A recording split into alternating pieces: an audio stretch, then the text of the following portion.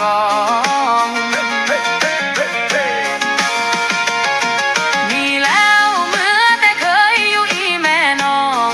ต่างบ้านแต่สิซื่นใจไปบ่นำไปนำน้องบ่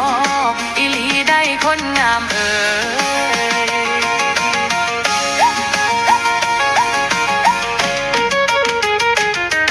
สายเอ้ยน้องเป็นคนอ้อยนอดำแล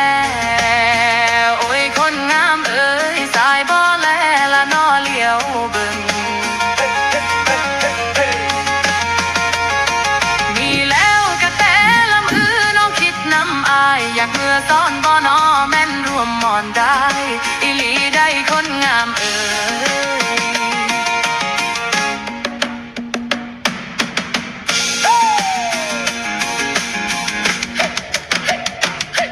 สายเอ้ยอายมีแนวละนอน้ำตา